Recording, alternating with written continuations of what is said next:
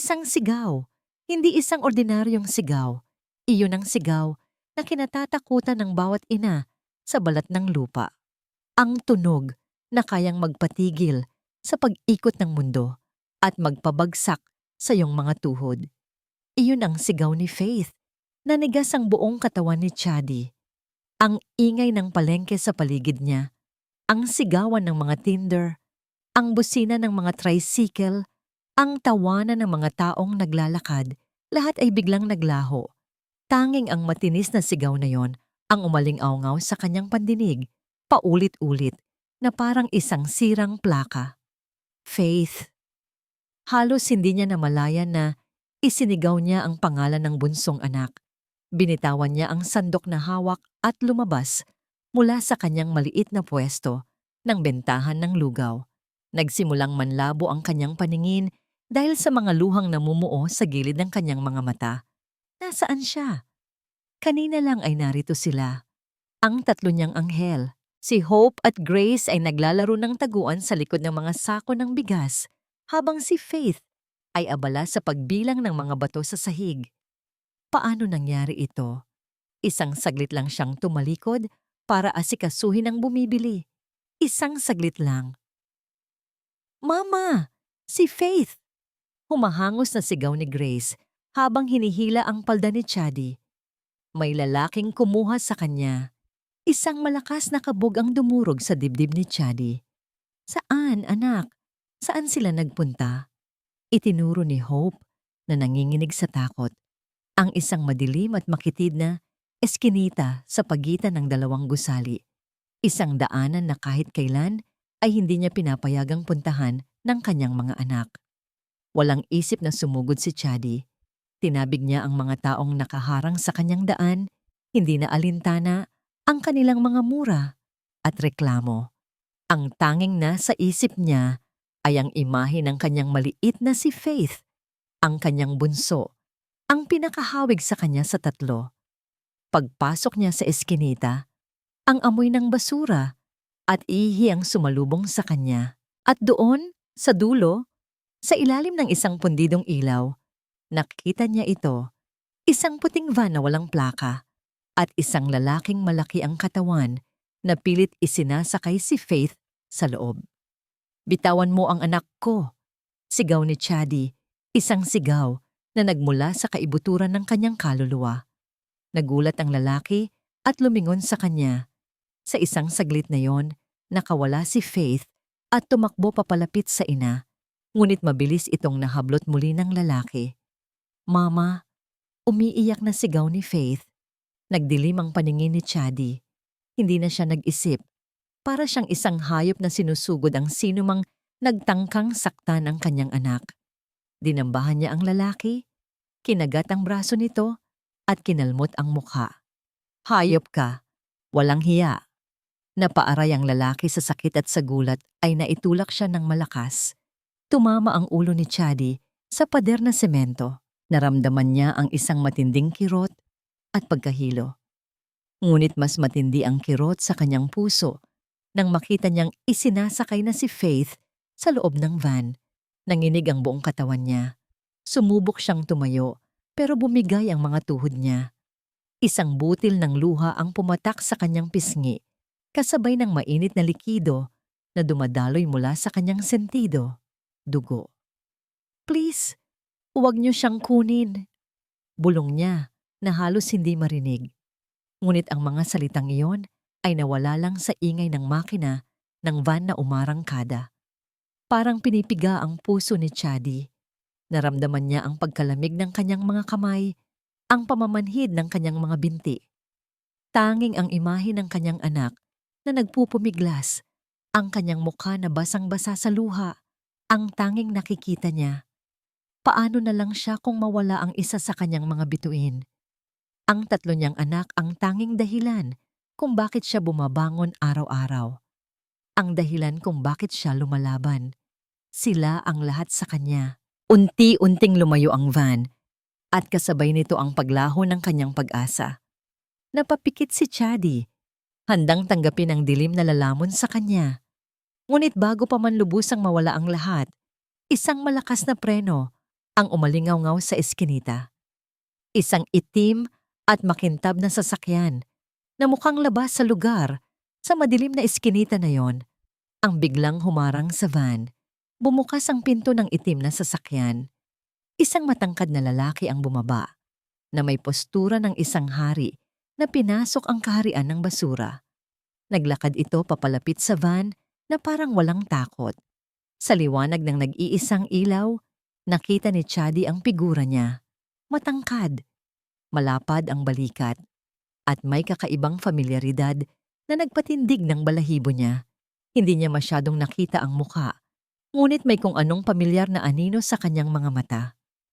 Isang anino na matagal na niyang kinalimutan. Isang anino na, sa lahat ng taong pwede niyang makita ngayong gabi, ay hindi niya inaasahan. Naramdaman niya ang pagkahilo.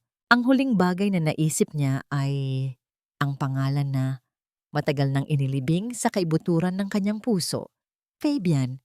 Pagkatapos, tuluyan na siyang nilamon ng kadiliman. "Sir, gising na po ang pasyente. Hinahanap niya ang anak niya at ang dalawa pa niyang kambal." Kumalat ang mga salitang yon sa loob ng silid at parang kidlat na tumama sa tenga ni Fabian. "Kambal? Dalawa pa?" Napalingon siya sa nurse. Ang kanyang mukha ay puno ng pagkalito. "Kambal? Sino?" Ngunit bago pa man makasagot ang nurse, narinig niya ang mahinang ungol mula sa kama. Unti-unting iminulat ni Chadi ang kanyang mga mata. Agad na hinanap ng kanyang tingin ang paligid, puno ng pag-aalala at takot. "Faith? Nasaan si Faith?" Mahina niyang tanong. Ang kanyang boses ay nanginginig. Lumapit si Fabian sa kama. "Ligtas siya, Chadi. Dinala na siya ng mga pulis sa precinct para sa statement. Kasama niya ang mga opisyal. Walang nangyari sa kanya." Biglang napatingin sa kanya si Chadi at sa sandaling iyon, parang bumalik ang lahat. Ang matamis na ngiti, ang mapupungay na mata na minsan niyang sinasalamin. Ngunit ngayon, ang mga matang iyon ay puno ng pagkamuhi at pagtataka. Hindi makapaniwala si Fabian. Ilang taon na ba ang nakalipas? 10 taon. Higit pa? Ang huling beses na nakita niya si Chadi ay noong naghiwalay sila sa isang mapait na paraan na may malalim na sugat sa puso niya. Akala niya, matagal na itong gumaling. Ngunit ngayon, sa pagharap niya rito, naramdaman niya muli ang hapdi. "Fabian," bulong ni Chadi na parang hindi makapaniwala sa kanyang nakikita. "Chadi," tugon niya. "Anong nangyari? Bakit kayo nasa ganoong sitwasyon? At sino ang batang iyon?" Hindi pa rin niya malimutan ang mukha ng bata, ang mga mata, ang hugis ng ilong, ang labi. Ito ay kopya ng kanyang sarili noong bata pa siya. Isang imahe na bumabagabag sa kanya mula nang makita niya. Napayuko si Chadi. "Wala kang pakialam. Hindi mo na kami pakialaman." "Paano ko hindi pakikialaman? Halos mamatay kayo. At ang batang iyon." Bumukas ang pinto at pumasok ang isang pulis, kasama si Faith, na mahigpit na nakakapit sa kamay ng opisyal. Agad na napabangon si Chadi, kahit pa kumikirot ang kanyang ulo. "Faith!" sigaw ni Chadi, sabay yakap sa anak. Napakasikip ng yakap ni Chadi na parang ayaw ng bitawan ng anak. Umalis ang pulis pagkatapos kunin ang impormasyon at sinabing iimbestigahan nila ang pangyayari. Naiwan si Fabian sa loob, nakatayo sa isang sulok, pinapanood ang mag-ina. Kung ganoon kalaki ang pagmamahal ni Chadi sa bata, bakit ito napabayaan? Bakit nagkaroon ng ganoong sitwasyon?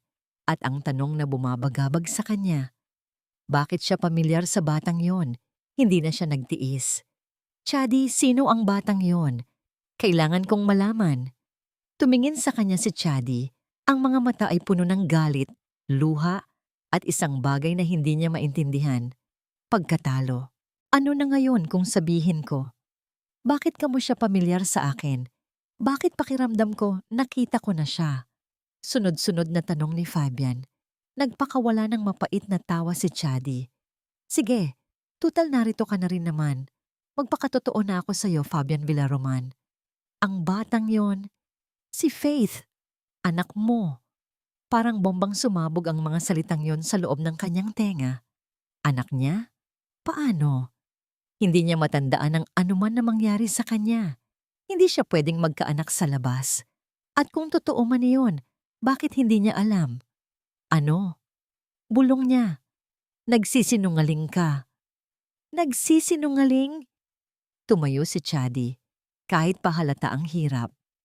Pagkatapos mo kaming iwan, pagkatapos mo akong ipagpalit sa yaman ng pamilya mo, ako pa ngayon ang nagsisinungaling. Hindi kita iniwan, Chadi. Ikaw ang umalis.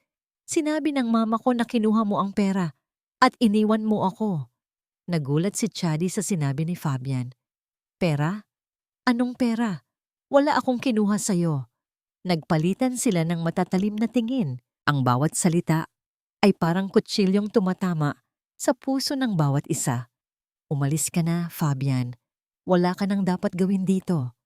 Kung anak mo man siya, hindi ko kailangan ng tulong mo. Nagawa ko ng mag-isa sa loob ng 10 taon, magagawa ko pa rin ngayon. Nakaramdam si Fabian ng matinding galit at pagtataka. Hindi niya matanggap na may anak siya sa labas. At lalong hindi niya matanggap ang mga salita ni Chadi. Ang dami niyang tanong at alam niyang hindi niya makukuha ang sagot kung mananatili lang siya sa loob ng ospital. Kailangan niyang makita, kailangan niyang malaman, at kailangan niyang makumpirma kung anak ko siya. Anya, ang kanyang boses ay puno ng determinasyon. May karapatan akong malaman. Sasama ako sa'yo. Napakunot ang noo ni Chadi, ngunit bago pa man siya makasagot, may kumatok sa pinto. Sir, may bisita po kayo, sabi ng nurse. Ang mama po ninyo. Nanlaki ang mga mata ni Fabian. Hindi niya inaasahan ang presensya ng kanyang ina sa lugar na iyon. Ang kanyang puso ay kumabog ng mabilis. Ano ang mangyayari kung makikita ng kanyang ina si Chadi? Pero huli na. Bumukas ang pinto. At doon, nakatayo si Doña Esmeralda Villaroman. Ang kanyang mukha ay puno ng pagtataka at galit. Nagulat siya nang makita ang kanyang anak na may kausap na babae at may kasamang bata. Ngunit ang gulat ay mas lalong lumalim nang tumingin siya sa bata. Ang mga mata ng bata ay parang salamin ng kanyang apo. Para akong binuhusan ng malamig na tubig nang makita ko si Doña Esmeralda sa pintuan ng silid. Ang kanyang presensya ay parang isang bagyo, nagbabalik ng lahat ng masasamang alaala na pilit kong inilibing sa kaibuturan ng aking puso. Ang mga mata niya, matatalim at mapanuri, ay dumako sa akin, pagkatapos ay kay Faith, at muling bumalik sa akin na puno ng pagtataka at puot. Fabian, anong ibig sabihin nito? Tanong niya. Ang kanyang boses ay kalmado, ngunit may nakatagong lamig na nagpatayo ng balahibo ko. Nataranta si Fabian. Ma, I can explain. Explain what, anak? Lumapit si Doña Esmeralda. Ang bawat hakbang ay parang isang mabigat na martilyo na tumatama sa aking dibdib. Bakit ka narito kasama ang babaeng ito? At sino ang batang iyan? Niyakap ko ng mahigpit si Faith na natatakot sa matalim na tingin ng matanda. Naramdaman ko ang kaba sa aking dibdib, ngunit pilit kong pinatatag ang aking sarili. Hindi ako muling magpapatinag sa kanya. Hindi na ngayon. Siya ang nanay ng batang ito, ma. Si Chadi, sabi ni Fabian. Ang kanyang boses ay nag-aalinlangan. Chadi? Ulit ni Doña Esmeralda na parang hindi makapaniwala. Ang kanyang mga mata ay nanliit habang tinitingnan niya ako mula ulo hanggang paa na parang isang maruming bagay na humaharang sa kanyang daan. Hindi ba't sinabi ko na sa'yo na lumayo ka sa aking anak? Hindi ba't binayaran na kita para umalis ka? Nanlaki ang mga mata ni Fabian. Ano ang sinasabi mo, ma? Anong bayad? Tumawa ako ng mapait. Ang ina mo, Fabian? Ang siyang nagbigay sa akin ng pera para iwan ka. Ang sabi niya, pinili mo ang yaman ng pamilya mo kaysa sa akin. Kaya ako umalis. Nagpalitan ng tingin sina Fabian at Doña Esmeralda. Ang mukha ni Fabian ay puno ng pagkabigla at pagtataka, habang ang mukha ng ina niya ay naging puting-puti. "Nagsisinungaling ka!" Sigaw ni Doña Esmeralda na parang nahuli sa akto. "Nagsisinungaling? Kung ganoon, bakit mo ako sinundan dito? Bakit mo kami hinahanap? At bakit ang laki ng gulat mo nang makita mo si Faith?" Tanong ko. Ang bawat salita ay puno ng puot. Bumalik ang aking alaala sa araw na yon. 10 taon na ang nakalipas. Ang araw na yon ang nagpabago sa buong buhay ko. Ang araw na naglagay sa akin sa kahirapan, ngunit nagbigay din sa akin ng pinakamagandang regalo sa buhay ko. Flashback. Buntis ako at punong-puno ng pag-asa. Iniisip ko na baka babalikan ako ni Fabian. Baka magpapakasal kami. Pero isang araw, may dumating na matanda sa aking bahay. Si Doña Esmeralda. "Iha, I'm here to settle things," sabi niya, habang inilalapag ang isang bag ng pera sa mesa. "Anong ibig sabihin ninyo?" Tanong ko, habang kinakabahan. "Alam kong may relasyon kayo ng anak ko, at alam kong nagdadalang tao ka." Anya, ang kanyang mga mata ay matatalim. "Ngunit hindi kayo para sa isa't isa. Hindi ka nabibilang sa aming pamilya. Pinili na ng anak ko ang kanyang kinabukasan, at kasama sa kinabukasan na yon ang isang babaeng galing din sa mataas na lipunan. Tanggapin mo na ito at umalis ka sa buhay niya." Napaatras ako. Hindi ako makapaniwala sa aking naririnig. Hindi totoo yan. Mahal ako ni Fabian. Kung mahal ka niya, bakit hindi siya narito? Bakit ako ang kaharap mo? Tingnan mo ito. Anya, sabay pakita ng litrato ni Fabian na may kasamang ibang babae sa isang fancy event. Bago ka pa man dumating sa buhay niya, may nakatakda na kaming ipapakasal sa kanya. Gumuho ang mundo ko. Ang sakit ay parang libo-libong karayom na tumutusok sa aking puso. Kinuha ko ang bag ng pera at ibinato sa kanya. "Hindi ko kailangan ng pera ninyo. Hindi ko ibebenta ang anak ko. Bahala ka sa buhay mo." Anya, sabay alis. "Pero tandaan mo, huwag na huwag kang magpapakita sa anak ko. Kung hindi, pagsisisihan mo." End of flashback. Kaya ako umalis. Kaya ako nagtago. Ayaw kong maging sagabal sa buhay niya. Ayaw kong sirain ang kinabukasan niya. Kahit pa ang sakit ay halos pumatay sa akin. "Sobra-sobra na ang kasinungalingan mo, Chadi," sigaw ni Doña Esmeralda. "Huwag kang maniniwala sa kanya, Fabian. Isang gold digger ang babaeng ito." "Sapat na, ma," sigaw ni Fabian. "Huwag kang magsisinungaling sa akin. Nakita ko na si Faith. Hawig na hawig ko siya." Tumingin ako kay Fabian.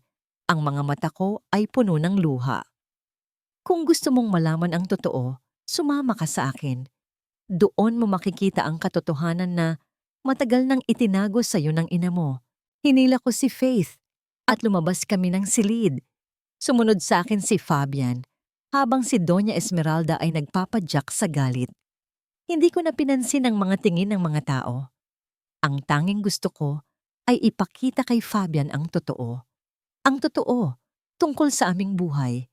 Ang totoo tungkol sa aming mga anak. Naglakad kami papalabas ng ospital. Sumakay ako sa isang jeep papunta sa aming lugar. Sumunod si Fabian sa kanyang sasakyan. Ramdam ko ang kanyang pagtataka at kaba. Alam kong hindi niya inaasahan ang ganitong sitwasyon. Pagdating namin sa aming lugar, bumaba ako ng jeep. Napatigil si Fabian sa kanyang sasakyan. Isang lugar na puno ng nagtatayugang bahay, dikit-dikit, na gawa sa kahoy at yero. Amoy basura, amoy alikabok. Isang lugar na malayo sa kanyang marangyang buhay. Naglakad ako papalapit sa aming bahay, na gawa sa pinagtagpi-tagping yero at plywood. Ang pintuan ay luma, at ang bintana ay walang salamin. Isang bahay na halos hindi na matatawag na bahay. Binuksan ko ang pintuan. Mama! Sigaw ng dalawa pang bata. Si Hope at Grace. Tumakbo silang papalapit sa akin. Sabay yakap ng mahigpit. Faith! Okay ka lang ba, bunso? Tanong ni Hope. Oo, ate. Okay lang ako. Sagot ni Faith. Nakatayo si Fabian sa labas. Nakatingin sa akin. Pagkatapos ay sa tatlong bata. Ang kanyang mga mata ay nanlaki. Ang tatlong bata, lahat sila ay hawig na hawig sa kanya. Ang mga mata, ang ilong, ang labi. Hindi siya pwedeng magkamali. Hindi lang isa, hindi lang dalawa, kundi tatlo. Tatlong babae, tatlong kambal. Ang mga anak niya. Napaupo siya sa gilid ng kalsada, ang kanyang muka ay puno ng pagkabigla, pagsisisi, at hindi niya kayang ipaliwanag na emosyon. Ang kanyang mundo ay gumuho sa isang iglap. Naglakad ako papalapit sa kanya. Ang aking puso ay puno ng sakit at puot. Ngayon, Fabian, naiintindihan mo na ba? Naiintindihan mo na ba kung bakit ako umalis? Naiintindihan mo na ba kung bakit ko sila inilihim? Tumingala siya sa akin. Ang kanyang mga mata ay puno ng luha. Bakit? Bakit hindi mo sinabi sa akin? Bulong niya. Ang kanyang boses ay nanginginig. Ang mga salita ni Chadi ay parang matatalim na patalim na tumusok sa puso ni Fabian. Bakit? Bakit hindi mo sinabi sa akin? Walang makasagot.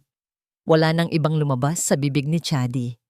Ang tanging nakita niya ay ang kanyang mga mata na puno ng pagod, pait, at isang hindi matatawarang lakas na nagawa niyang buhayin ang tatlong bata sa loob ng 10 taon ng mag-isa.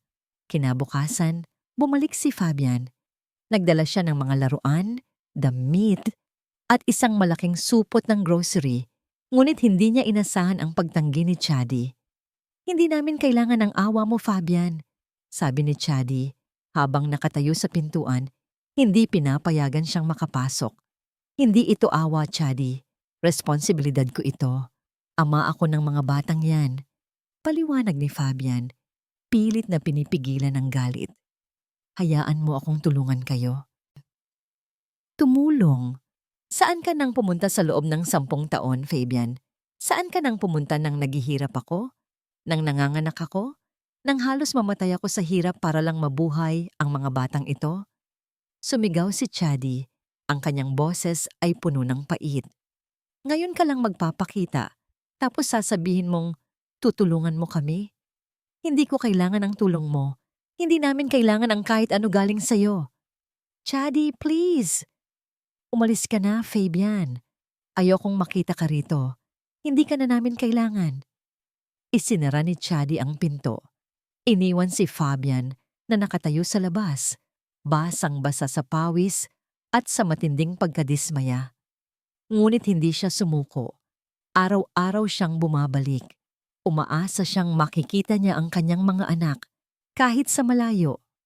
Sa una, nagtatago ang mga bata sa likod ng nanay nila. Pero sa huli, nakuha ni Fabian ang kanilang tiwala sa pamamagitan ng mga simpleng laro, mga kwentong pambata, at ang kanyang matamis na ngiti. Kapag wala si Chadi, tahimik siyang pumupunta at nakikipaglaro sa mga bata. Pinagmamasdan niya sila, sinisikap na makuha ang bawat detalye ng kanilang mga ngiti, tawa, at ang kanilang pag-uugali. Ang mga batang yon ay parang salamin ng kanyang sarili at sa bawat araw na kasama niya sila, lalong lumalalim ang kanyang pananabik na makasama sila ng tuluyan. Pero hindi rin naman nagtagal ang kanyang kasiyahan. Fabian, kailangan nating mag-usap. Ang boses ng kanyang ina, si Doña Esmeralda, sa kabilang linya ay parang yelo. Alam niya na nalaman na nito ang lahat. Hindi na niya kayang itago pa. Nang gabing iyon, matapos ang isang napakahabang araw sa opisina, umuwi si Fabian sa kanilang mansyon. Ang malaking mesa sa dining area ay napuno ng kanyang paboritong pagkain, ngunit ang kapaligiran ay mabigat. Nakaupo si Doña Esmeralda sa dulo ng mesa. Ang kanyang mukha ay kalmado, ngunit ang kanyang mga mata ay nagbabaga. So, ito na ba ang bago mong libangan, anak? Anya, habang umiinom ng kape. Ang maglaro ng pamilya-pamilyahan sa mga eskinitang puno ng basura? Nanatiling tahimik si Fabian. Alam niyang walang patutunguhan ang pakikipagtalo sa kanyang ina. Akala ko ba malinaw na ang lahat? Binigyan ko na siya ng pera para lumayo. Pero bakit siya nagbalik? At bakit may mga anak pa siya? Hindi ba't sinabi ko sa iyo noon na isang gold digger ang babaeng yan? Ma, hindi siya gold digger, sabi ni Fabian. Ang kanyang boses ay may halong galit. At ang mga bata, mga apo mo sila. Napahinto si Doña Esmeralda. Ang kanyang tasa ay bahagyang kumalabog sa plato. Apo, wag mo akong lokohin, Fabian. Ikaw mismo ang nagsabi sa akin na hindi mo na siya kilala, na hindi mo siya binalikan. At ngayong narito siya at may mga bata, sasabihin mong apo ko sila? Bakit ngayon lang sila lumitaw? Dahil itinago mo sila sa akin, ma. Tumayo si Fabian. Ang kanyang mga kamay ay nakakuyom. Ikaw ang nagpabayad kay Chady para umalis siya. At ikaw din ang naglihim sa akin na may mga anak pala kami. Napatingin si Doña Esmeralda sa kanya. Ang kanyang mga mata ay nanlaki sa gulat. Hindi totoo iyan. Nagsisinungaling ka. Siya ang lumayo, Fabian. Siya ang kumuha ng pera at iniwan ka. Ang mga salita ng kanyang ina ay nagpaalala sa kanya ng kanyang nakaraan. Ang hapdi na naramdaman niya noong iniwan siya ni Chady. Ang sakit na naramdaman niya nang malaman niyang kinuha nito ang pera at iniwan siya. Ngunit sa tuwing nakikita niya ang mukha ni Chady, lalo siyang nagdududa.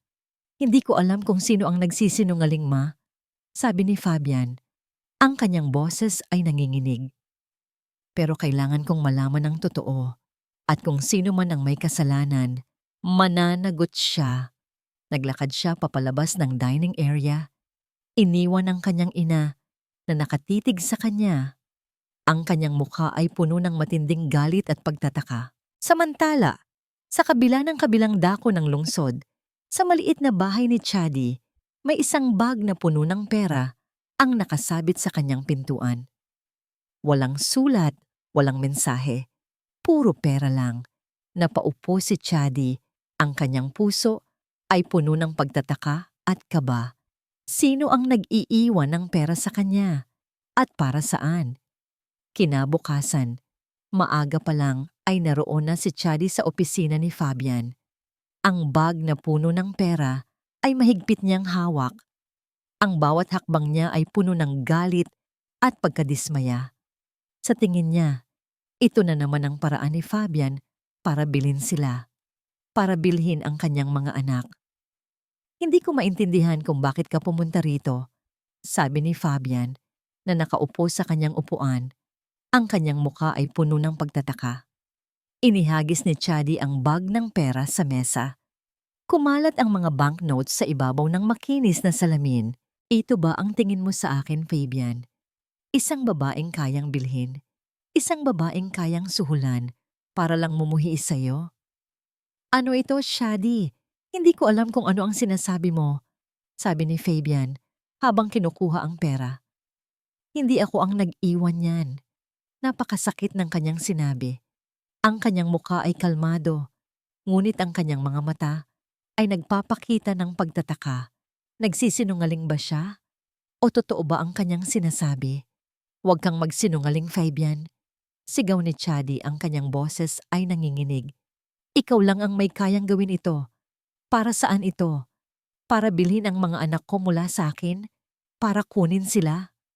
Hindi ko gagawin yan, Chady, sabi ni Fabian habang tumatayo. Naiintindihan kong galit ka, pero hindi ako ang nag-iwan yan. Hindi ko alam kung sino. Tiningnan niya si Fabian. Ang kanyang mukha ay parang inosente, ngunit ang kanyang isip ay gulong-gulo. Matapos ang lahat ng nangyari, paano pa siya magtitiwala kay Fabian?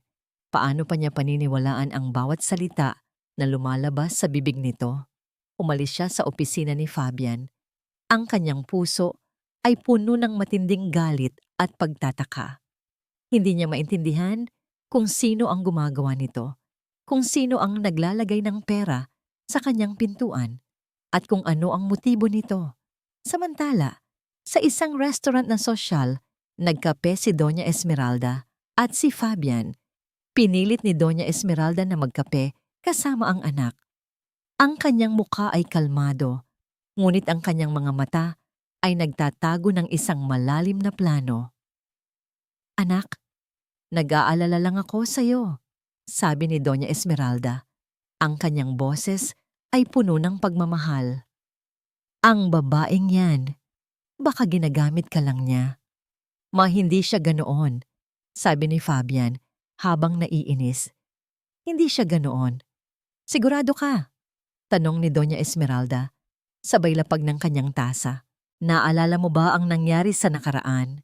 Ang kanyang pag-alis? Ang pera na tinanggap niya? Posible kaya niya itong gawin ulit?" Nanliit ang mga mata ni Fabian. Ang mga salita ng kanyang ina ay parang tinik na tumusok sa kanyang puso. Ang sakit na naramdaman niya noon ay biglang bumalik. "Paano kung—" simula ni Doña Esmeralda.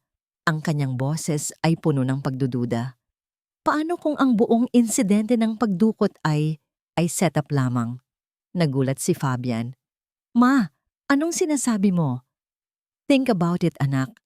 Ikaw, ang isang Fabian Villaroman, ang magliligtas sa isang bata sa gitna ng palengke? Ang lahat ng iyon ay parang pelikula. Hindi ba't parang masyadong perpekto?" Patuloy ni Doña Esmeralda habang tinitingnan ang kanyang anak. At pagkatapos, lumitaw ang babaeng yan, kasama ang kanyang mga anak. Hindi ba't parang sinadya ang lahat? Ang mga salita ng kanyang ina ay nagpaalala sa kanya ng kanyang nakaraan. Ang hapdi na naramdaman niya noong iniwan siya ni Chady. Ang sakit na naramdaman niya nang malaman niyang kinuha nito ang pera at iniwan siya. Ang pagdududa ay unti-unting lumalalim sa kanyang puso. "Pero ma, makinig ka anak. Kilala ko ang mga ganitong klaseng tao. Gagawin nila ang lahat para makalapit sa atin. At ang pagkuha ng mga bata, iyan ang pinakamabisang paraan. Baka sila mismo ang nag-setup ng pagdukot para lang makuha ang iyong atensyon. Hindi ba't may mga kaso na ganoon?" Nagsimulang gumuho ang kanyang tiwala kay Chady. Ang bawat salita ng kanyang ina ay parang lason na unti-unting kumalat sa kanyang sistema. "Nako, Hija! Nakita ko rin yan. Ang isang puting van na walang plaka, nakaparada sa labas ng iyong bahay. At may dalawang lalaking lumabas na parang mga siga. Hindi ko lang maintindihan kung bakit sila nasa atin." Napalingon si Chady. "Sino po? Anong sinasabi niyo, Aling Nena?" "Ang van. Ang puting van na yon na nakita ko noong nakaraang araw. Nakita ko rin yon nung may nangyari kay Faith," sabi ni Aling Nena. Ang kanyang mga mata ay nanlalaki sa gulat. Hindi ba't ito ang van na yon? Parang isang kidlat na tumama sa isip ni Chady. Ang puting van. Ang walang plaka. Ang mga lalaki. Hindi niya pa rin makalimutan ang mukha ng mga lalaking iyon. Ang kanyang puso ay kumabog ng mabilis. Posible kaya? Kung totoo ang sinasabi ni Aling Nena, ibig sabihin, may kinalaman ang mga lalaking iyon sa kanyang buhay. Ngunit sino? At bakit? Napakunot ang noo ni Chady. May kakaiba sa mga sinabi ni Aling Nena. At may kakaiba sa lahat ng nangyayari sa paligid niya. Pagkatapos ng ilang oras, nagpa siya si Fabian na mag-imbestiga. Ayaw niyang maniwala sa kanyang ina, ngunit may bahagi sa kanya na nagdududa. Kailangan niya ng ebidensya. Kailangan niya ng katotohanan. Hinanap niya ang mga CCTV camera sa palengke at sa mga kalapit na establishment. Matapos ang ilang oras na paghahanap, nakahanap siya ng isang CCTV camera sa isang tindahan na malapit sa eskinita kung saan nangyari ang pagdukot. Habang pinapanood niya ang footage, nakita niya ang lahat. Ang pagdating ng puting van, ang pagdukot kay Faith, Ang pagdating ni Chadi at ang kanyang sarili na humarang sa van. Pero may nakita pa siya. Isang lalaki. Hindi lang basta lalaki. Ang pinuno ng kanyang security team. Ang kanyang pinagkakatiwalaang tauhan. Nakikipag-usap sa driver ng van ilang oras bago mangyari ang insidente. Parang tumigil ang paghinga ni Fabian. Ang kanyang mga mata ay nanlaki sa gulat. Nanigas si Fabian. Ang puso niya ay parang bombang, gustong sumabog sa dibdib niya. Paulit-ulit niyang pinapanood ang bahagi ng footage kung saan nakita niya si Aling Nena, ang kanyang head security na nakikipag-usap sa driver ng van. Ilang beses niyang pinanood, umaasang magkakamali lang ang kanyang mga mata. Ngunit hindi. Si Aling Nena nga, ang kanyang pinagkakatiwalaang tauhan. Ang lalaking matagal na niyang kasama mula pa noong bata siya. Ang lalaking ipinagkakatiwala niya sa kanyang buhay, ang kanyang sariling ina. Ang lahat ng sinabi ng kanyang ina ay unti-unting bumalik sa kanyang isip. Ang pagpupumilit niyang umalis si Chadi. Ang pagkukwento niya na kinuha ni Chadi ang pera. Ang kanyang pag-aalala kuno sa kanya. Ang lahat ng iyon ay parang isang pelikula na unti-unting nagiging malinaw. Ang kanyang sariling ina ang nagplano ng pagdukot. Para ano? Para takutin si Chadi? Para paalisin ulit? Ang pakiramdam ng pagkakanulo ay kumalat sa kanyang sistema. Isang matinding galit na hindi niya pa nararamdaman kailanman. Ang kanyang ina na matagal na niyang pinagkakatiwalaan ang siyang nagtago ng totoo sa kanya. Ang siyang nagdulot ng sakit at paghihirap kay Chadi at sa kanyang mga anak. Agad siyang nagmaneho patungo sa Villaroman Group of Companies. Dire-diretso siyang pumunta sa security office. Nakita niya si Aling Nena na abala sa pagtingin sa mga security footage. "Aling Nena!" Tawag ni Fabian. Ang kanyang boses ay kalmado ngunit may nakatagong lamig. Nagulat si Aling Nena. "Sir Fabian, anong ginagawa niyo rito? May problema po ba?" "May problema nga," sabi ni Fabian, sabay pakita ng footage mula sa kanyang cellphone. "Explain this, Aling Nena." Nanlaki ang mga mata ni Aling Nena. Ang kanyang muka ay naging puting-puti. "Sir Fabian, hindi ko po maintindihan." "Huwag kang magsinungaling, Aling Nena. Nakita kita. Nakita kitang nakikipag-usap sa driver ng van. Ilang oras bago mangyari ang pagdukot kay Faith. Ngayon, sabihin mo sa akin ang totoo. Ano ang ginawa mo?" Nagsimulang manginig si Aling Nena. Tumingin siya sa paligid, umaasang walang makakarinig sa kanilang pag-uusap. "Sir Fabian, maawa po kayo," bulong ni Aling Nena habang lumuluhod sa harapan niya. "Wala po akong intensyon na saktan ng bata. Utos lang po iyon ni Doña Esmeralda."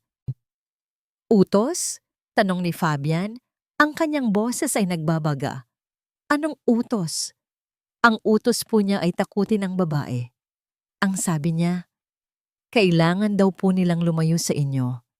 Kailangan daw po silang mawala sa buhay ninyo ng tuluyan. Hindi po namin alam na makikialam po kayo. Hindi po namin alam na darating po kayo." Gumuho ang mundo ni Fabian. Ang lahat ng sinabi ni Chadi ay totoo. Ang kanyang ina ang may gawa ng lahat. Ang kanyang ina ang nagtago ng kanyang mga anak. Ang kanyang ina ang nagdulot ng sakit at paghihirap sa kanila.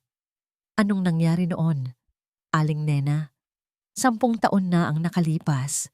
Ano ang ginawa ng mama ko kay Chadi? Yumuko si Aling Nena. Pinuntahan po ni Doña Esmeralda si Ma'am Chadi. Binigyan po niya ng pera para umalis at sinabi niya kay Ma'am Chadi na pinili niyo raw po ang yaman ng pamilya niyo kaysa sa kanya. At sa inyo naman po, sir, sinabi niya na tinanggap ni Ma'am Chadi ang pera at iniwan kayo. Isang matalim na sakit ang tumusok sa kanyang dibdib. Ang lahat ng galit at sakit na naramdaman niya sa loob ng 10 taon ay biglang bumalik. Ang kanyang ina. Ang kanyang ina na matagal na niyang pinagkakatiwalaan. Flashback, nakaupo si Fabian sa kanyang opisina. Nag-iisip kung bakit siya iniwan ni Chadi. Ang sakit ay halos pumatay sa kanya. Ang kanyang ina ay pumasok. Ang kanyang mukha ay puno ng pag-aalala. "Anak, kailangan mong tanggapin," sabi ng kanyang ina. "Hindi kanya mahal. Tinanggap niya ang pera at iniwan ka. Hindi siya karapat-dapat sa'yo." Umiyak si Fabian. Hindi niya maintindihan kung bakit. Mahal niya si Chadi. Mahal na mahal. End of flashback. Ngayon, naintindihan na niya ang lahat ng sakit na naramdaman niya, ang lahat ng pait na naramdaman niya. Ang lahat ng yon ay gawa ng kanyang sariling ina. "May iba pa ba, Aling Nena?" tanong ni Fabian. Ang kanyang boses ay nanginginig. "May iba pa ba akong hindi alam?" Yumuko si Aling Nena. "Sir Fabian, may inutos po si Doña Esmeralda na i-record lahat ng kanyang mga utos. Ginagamit niya po iyon para may ebidensya siya sa mga tauhan niya. Hindi po namin alam kung bakit."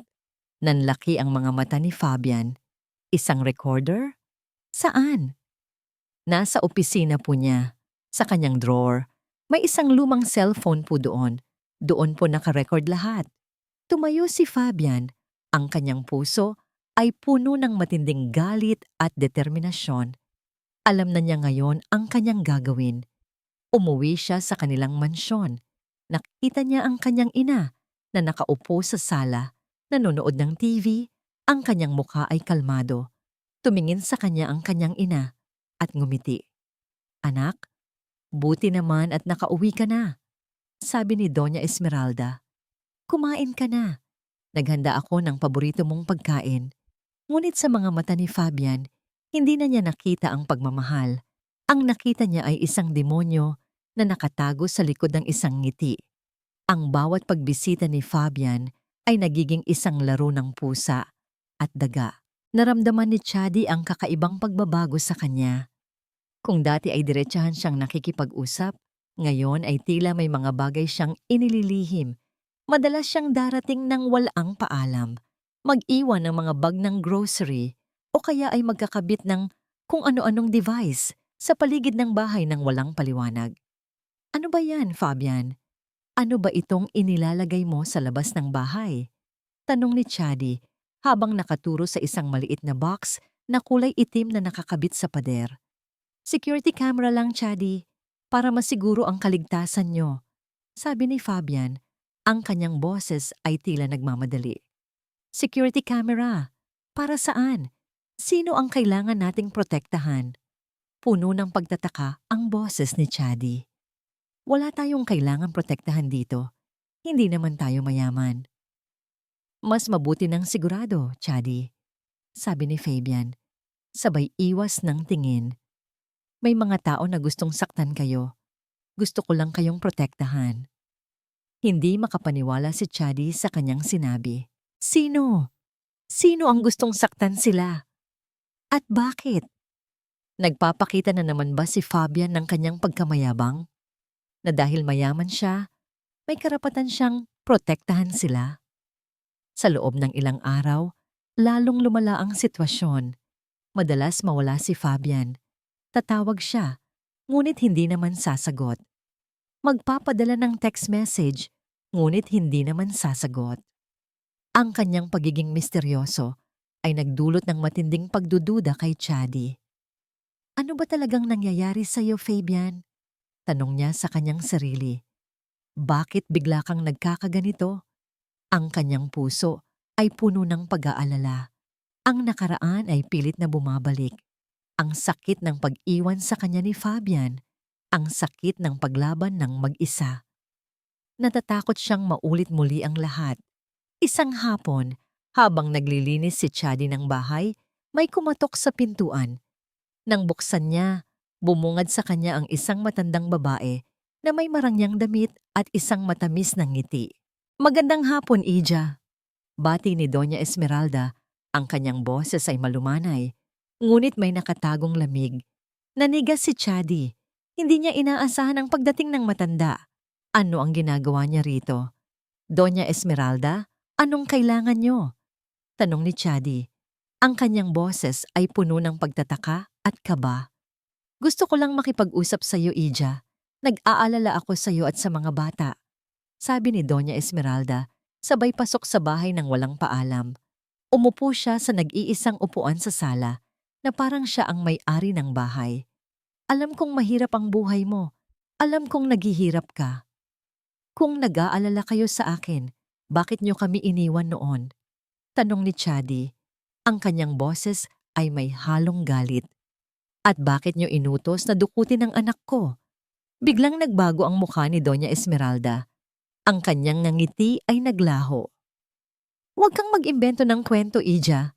Wala akong kinalaman sa pagdukot na yan. Hindi ako gumagawa ng masamang bagay. Kung ganoon, bakit narito kayo? Bakit kayo nakikialam sa buhay namin? Bumuntong hininga si Doña Esmeralda. Nandito ako para sabihin sa iyo ang totoo. Gusto kong malaman mo ang lahat. Hindi mo ba nakikita? Ang anak ko, ginagamit ka lang niya. Nanlaki ang mga mata ni Chadi. Ano ang sinasabi niyo? Ang anak ko, may balak siyang kunin ang mga bata sa iyo, sabi ni Doña Esmeralda, sabay lapag ng isang folder sa mesa. Alam kong masakit pakinggan, pero kailangan mong malaman ang totoo. Kinuha ni Chadi ang folder. Sa loob nito ay may mga dokumento, mga legal na papel, at mga litrato ni Fabian na may kasamang isang babae sa isang law office. Ang babae ay nakasuot ng corporate attire at ang kanyang mukha ay seryoso. Ang pamagat ng folder ay Villa Roman versus Santos, custody case. Gumuho ang mundo ni Chadi. Ang sakit ay parang libu-libong karayom na tumusok sa kanyang puso. Ang lahat ng kanyang takot ay naging totoo. Ang kanyang pagdududa kay Fabian ay nagkaroon ng katuparan. Ito ba ang dahilan kung bakit siya nagbabago? Kung bakit siya nagiging misteryoso? Dahil may balak siyang kunin ang mga anak ko? Bulong ni Chadi, ang kanyang boses ay nanginginig. I'm sorry, Ija, sabi ni Doña Esmeralda. Ang kanyang boses ay puno ng pagkukunwari. Mahal lang talaga ng anak ko ang kanyang mga anak. At alam mong mas mabibigyan niya ng magandang kinabukasan ang mga ito kaysa sayo. Hindi kanya pwedeng panindigan dahil sa kanyang posisyon sa lipunan. At ang mga bata, kailangan nila ng magandang buhay. Hindi na narinig ni Chadi ang mga sumunod na sinabi ni Doña Esmeralda. Ang tanging nakita niya ay ang kanyang mga anak. Ang kanilang mga ngiti, ang kanilang mga tawa, ang kanilang mga pag-asa. Hindi niya kayang mawala sila. Hindi niya kayang ipaubaya sila sa isang taong gustong kunin sila mula sa kanya. Salamat sa impormasyon, Doña Esmeralda, sabi ni Chadi. Ang kanyang boses ay kalmado, ngunit puno ng matinding sakit. Tumayo si Doña Esmeralda. Ngumiti siya ng matamis. Walang anuman, Ija, basta para sa ikabubuti ng aking apo. Pag-alis ni Doña Esmeralda, bumagsak si Chadi sa sahig. Niyakap niya ang folder. Ang kanyang mga mata ay puno ng luha. Bakit? Bakit niya ito ginagawa? Akala niya may pag-asa pa. Akala niya magiging maayos ang lahat. Ngunit ngayon, gumuho na naman ang kanyang mundo. Maya-maya, dumating si Fabian. May dala siyang pagkain para sa mga bata. Ngumiti siya sa akin, ngunit ang nangiting iyon ay hindi umabot sa kanyang mga mata. Chadi, nandito na ako, sabi niya, habang inilalapag ang mga pagkain sa mesa. Kumain na kayo. Tumingin ako sa kanya. Ang aking mga mata ay puno ng luha. Kinuha ko ang folder at inihagis sa kanya. Ito ba ang dahilan kaya ka bumalik? Para kunin ang mga anak ko? Sigaw ko. Ang aking boses ay nanginginig. Parang isang suntok sa sikmura ang paghagis ni Chadi ng folder sa mukha ni Fabian. Nagkalat ang mga litrato at dokumento sa sahig. Ang kanyang mga salita ay mas matalim pa sa pinakamatalaas na kutsilyo. Ito ba ang dahilan kaya ka bumalik? Para kunin ang mga anak ko? Nanlaki ang mga mata ni Fabian. Kinuha niya ang isang litrato. Siya at ang abogadong pinuntahan niya. Ang kanyang puso ay kumabog ng mabilis. Paano nangyari ito? Paano nalaman ni Chadi ang lahat? Chadi, hindi totoo yan, sabi ni Fabian habang pinulot ang mga dokumento. Hindi ganyan ang intensyon ko. Pinoprotektahan ko lang kayo. Protektahan? Tumawa si Chadi. Ang kanyang tawa ay puno ng pait. Protektahan? Saan ka nang pumunta sa loob ng 10 taon, Fabian? Saan ka nang pumunta nang naghihirap ako? Nang nanganganak ako?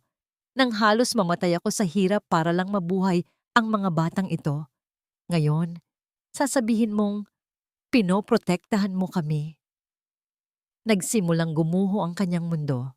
Ang lahat ng kanyang pagtatago, ang lahat ng kanyang pagsisikap, ang lahat ng kanyang paghihirap ay parang nawalan ng kabuluhan. Chadi, pinoprotektahan ko kayo mula sa mama ko. Siya ang may pakana ng lahat ng ito. Siya ang nagplano ng pagdukot. Siya ang nagbigay sa iyo ng pera. Siya ang gumawa ng lahat para lang ihiwalay tayo. Umiiling si Chadi. Ang kanyang mga mata ay puno ng matinding galit at pagkadismaya. Huwag kang magsinungaling, Fabian. Huwag mong isisi sa nanay mo ang lahat. Ikaw ang may kasalanan. Ikaw ang umalis. Ikaw ang nangako sa akin noon, tapos iiwan mo lang ako. Ang bawat salita ni Chadi ay parang libo-libong karayom na tumutusok sa kanyang puso. Naramdaman niya ang sakit ng nakaraan, ang sakit ng kanyang pagdududa, at ang sakit ng kanyang pag-iisa. Hindi ko alam kung sino ang paniniwalaan ko, Fabian. Sabi ni Chadi, ang kanyang boses ay nanginginig. Ang alam ko lang, ayaw kong mawala ang mga anak ko. Sila ang lahat sa akin. Sila ang buhay ko. Hindi ko sila kukunin sa'yo, Chadi, sigaw ni Fabian. Kaya ako kumikilos ng palihim ay para makahanap ng sapat na ebidensya laban sa nanay ko, para maprotektahan ko kayo, para hindi niya kayo malapitan. Hindi ko sila kukunin sa'yo. Umalis ka na, Fabian, sigaw ni Chadi. Ang kanyang boses ay puno ng matinding galit. Umalis ka na at huwag ka nang babalik. Hindi ko na kaya. Hindi ko na kayang magtiwala sa'yo. Wala ka ng karapatan sa kanila. Umalis ka. Ang mga salita ni Chadi ay parang huling hininga na umalis sa kanyang katawan. Walang ibang lumabas sa bibig ni Fabian. Ang kanyang mga mata ay puno ng luha. Ang kanyang puso ay durog. Umalis si Fabian. Naglakad siya papalabas ng bahay ni Chadi. Ang kanyang mga balikat ay nakayuko. Naramdaman niya ang malakas na pagbuhos ng ulan, ngunit hindi niya alintana. Ang sakit sa kanyang puso ay mas matindi pa sa lamig ng ulan. Nang makasakay siya sa kanyang sasakyan, umupo siya sa driver's seat. Nakatingin siya sa labas ng bintana. Ang kanyang mga mata ay blanko. Ang bawat pangako na ginawa niya kay Chadi, ang bawat pag-asa na binuo niya, ang lahat ng iyon ay gumuho sa isang iglap. Hindi niya alam kung ano ang gagawin. Natalo na siya. Natalo na naman siya. Ang kanyang ina, ang kanyang pagiging duwag, ang kanyang kakulangan ng lakas ng loob na lumaban. Pero may isang bagay na nag-udyok sa kanya. Ang mukha ng kanyang mga anak, ang kanilang mga ngiti, ang kanilang mga tawa. Hindi niya sila kayang iwan. Hindi niya kayang hayaang mawala sila. Kinuha niya ang cellphone na binigay ni Aling Nena. Binuksan niya. Puno ng mga recorded calls. Ang bawat isa ay may pangalan, Doña Esmeralda. At sa ilalim nito, ang kanyang boses. Ang kanyang boses na nag-uutos. Ang kanyang boses na nagpaplano. Ang kanyang boses na nagsisinungaling. Na puno ng matinding galit si Fabian. Hindi na niya kayang manatili lang na tahimik. Hindi na niya kayang manatili lang na duwag. Ngayon, lalaban na siya para sa kanyang mga anak, para sa kanyang sarili, at para sa babaeng matagal na niyang mahal. Kinuha niya ang kanyang cellphone. Idinial niya ang numero ng kanyang personal lawyer. I'm calling an emergency board meeting tomorrow morning. It's about my mother, Doña Esmeralda Villaroman. And this time, I'm bringing all the evidence. Ang boardroom ay puno ng tensyon. Nakaupo ang mga miyembro ng board ng Villaroman Group of Companies. Ang kanilang mga mukha ay seryoso at puno ng pagtataka. Ang kanyang ina, si Doña Esmeralda, ay nakaupo sa dulo ng mesa. Ang kanyang mukha ay kalmado, ngunit ang kanyang mga mata ay nagtatago ng isang malalim na galit. Salamat sa inyong pagdalo sa biglaang meeting na ito. Simula ni Fabian, ang kanyang boses ay matatag at puno ng awtoridad. Mayroon akong importanteng bagay na kailangan ninyong malaman.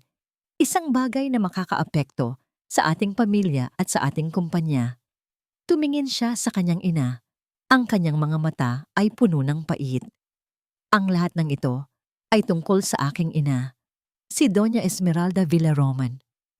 Nagulat ang lahat. Nagbulungan ang mga miyembro ng board. Ngunit nanatiling kalmado si Doña Esmeralda. Nakataas ang kanyang kilay na parang hindi niya maintindihan ang sinasabi ng kanyang anak. Fabian, anong kalokohan ito? Tanong ni Doña Esmeralda. Ang kanyang boses ay puno ng pagkukunwari. Bakit mo ako pinagbibintangan? Huwag kang magkunwari, ma, sabi ni Fabian. Sabay ilabas ng isang maliit na recording device mula sa kanyang bulsa. Nandito ang lahat ng ebidensya, ang iyong mga utos, ang iyong mga plano, ang iyong mga kasinungalingan. Nanlaki ang mga mata ni Doña Esmeralda. Ang kanyang mukha ay naging puting-puti. Pinindot ni Fabian ang play button. Umalingaw-ngaw sa buong boardroom ang boses ng kanyang ina. Aling nena, siguraduhin mong matatakot ang babaeng yan. Gawin mo ang lahat para lumayo sila. Hindi sila pwedeng makalapit sa anak ko. Hindi ako papayag na sirain ng isang hampas lupa ang pangalan ng ating pamilya. Itago mo ang mga bata. Ilayo mo sila sa akin. Gawin mo ang lahat para sirain ang babaeng yan. Siguraduhin mong hindi na siya magpapakita sa anak ko. Ang bawat salita ay parang suntok na tumatama sa mukha ni Doña Esmeralda. Ang kanyang mukha ay puno ng matinding gulat at kahihiyan. Ang kanyang katawan ay nanginginig. Nagbulungan ang mga miyembro ng board. Ang iba ay hindi makapaniwala sa kanilang naririnig. Ang iba ay puno ng galit. Ma, bakit mo ginawa ito? Tanong ni Fabian. Ang kanyang boses ay nanginginig sa galit. Bakit mo ginawa ito sa akin? Sa kanya? Sa mga anak ko? Bumagsak si Doña Esmeralda sa kanyang upuan. Ang kanyang mukha ay puno ng luha. Anak, pinoprotektahan lang kita. Ang pamilya natin. Protektahan? Tumawa si Fabian. Ang kanyang tawa ay puno ng pait. Ang pagprotekta mo ba ay ang sirain ang buhay ng isang tao?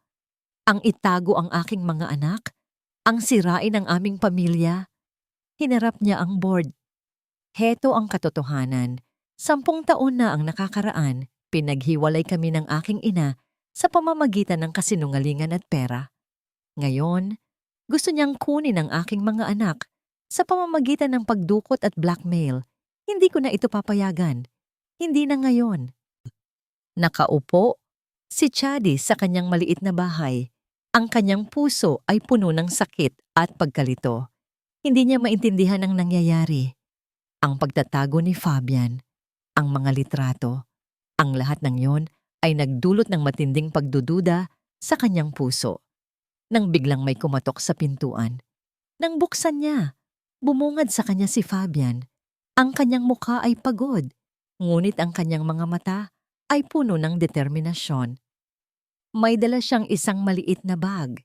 Hindi siya nagsalita. Basta inabot niya lang kay Chadi ang bag. Sa loob nito ay isang lumang cellphone at isang folder. Kinuha ni Chadi ang cellphone, puno ng mga recorded calls. Ang pangalan sa screen ay Doña Esmeralda. Nagsimula siyang makinig. Ang kanyang puso ay kumabog ng mabilis. Ang boses ni Doña Esmeralda, ang kanyang mga utos, ang kanyang mga plano, ang kanyang mga kasinungalingan. Ang lahat ng yon ay lumabas sa speaker ng cellphone.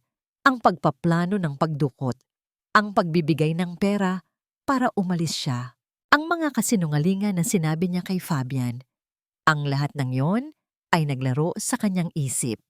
Ang kanyang mga mata ay puno ng luha. Ang sakit ay mas matindi pa sa nakaraan.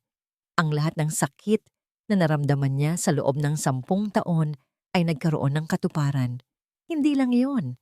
Sa loob ng folder ay may isang bank statement, isang transfer ng malaking halaga ng pera mula sa account ni Doña Esmeralda patungo sa kanyang account. 10 taon na ang nakakaraan. Ang bayad para umalis siya. Gumuho ang kanyang mundo.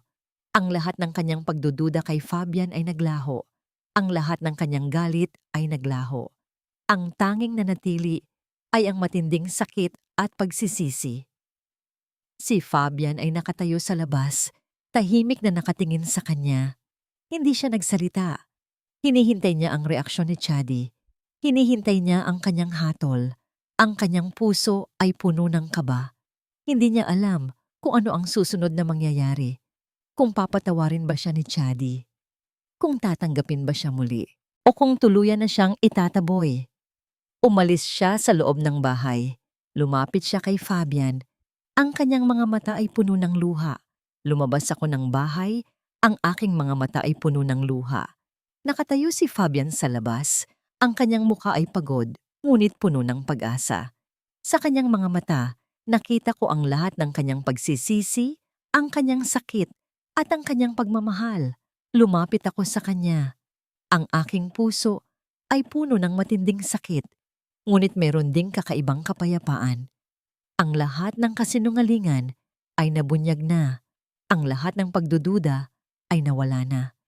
Fabian, bulong ko. Ang aking boses ay nanginginig. Lumapit siya sa akin. At sa unang pagkakataon, sa loob ng 10 taon, niyakap niya ako. Mahigpit, puno ng pagmamahal, puno ng pagsisisi. Umiyak ako sa kanyang balikat. Ang lahat ng sakit, ang lahat ng pait, ang lahat ng paghihirap na aking dinanas ay lumabas sa aking mga luha. Naramdaman ko ang kanyang mga kamay na hinahagod ang aking likod. Pinapakalma ako. Patawarin mo ako, Chady. Bulong niya. Ang kanyang boses ay nanginginig. Patawarin mo ako sa lahat. Sa lahat ng sakit na naidulot ko sa iyo. Sa lahat ng kasinungalingan na pinaniwalaan ko. Sa lahat ng oras na wala ako sa tabi mo at ng mga anak natin. Humiwalay ako sa yakap. Tiningnan ko siya sa mata. Hindi ko alam, Fabian. Hindi ko alam kung kaya kong magpatawad. Sobra-sobra ang sakit. Alam ko, sabi niya, at naiintindihan ko. Pero sana, bigyan mo ako ng pagkakataon. Isang pagkakataon para patunayan sa iyo na totoo ang pagmamahal ko. Isang pagkakataon para alagaan kayo. Isang pagkakataon para maging ama sa mga anak natin. Tiningnan ko ang aming bahay, ang maliit na bahay na puno ng mga alaala. Ang mga bata ay nakatayo sa pintuan, nakatingin sa amin. Ang kanilang mga mukha ay puno ng pagtataka. Ang mga anak ko. Sila ang lahat sa akin. At alam kong kailangan nila ng isang ama. Isang ama na magmamahal sa kanila. Isang ama na magpoprotekta sa kanila. Hindi ko alam kung kaya kong kalimutan ng lahat, Fabian. Sabi ko. Pero, sige, bibigyan kita ng pagkakataon para sa mga anak natin. Lumabas ang mga bata. Niyakap nila si Fabian. Papa, akala namin hindi ka nababalik. Sigaw ni Faith. Niyakap ni Fabian ang kanyang mga anak. Ang kanyang mga mata ay puno ng luha. Hindi ko kayo iiwan. Hinding-hindi ko na kayo iiwan. Lumipas ang ilang buwan. Ang buhay ay unti-unting bumalik sa normal. Ngunit hindi na ito ang dating normal. May bago ng pag-asa. May bagong pagmamahal. Iniwan namin ang maliit na bahay sa palengke. Hindi kami lumipat sa malaking mansyon ng mga Villaroman. Sa halip, pumili kami ng isang maliit, ngunit maginhawang bahay sa isang tahimik na subdivision. Malayo sa ingay ng syudad, malayo sa mga mata ng lipunan. Nag-umpisa kami sa simula. Mula sa umpisa. Si Fabian, na dating duwag at hindi makatayo sa kanyang ina, ay naging isang matatag na ama at asawa. Ipinaglaban niya kami.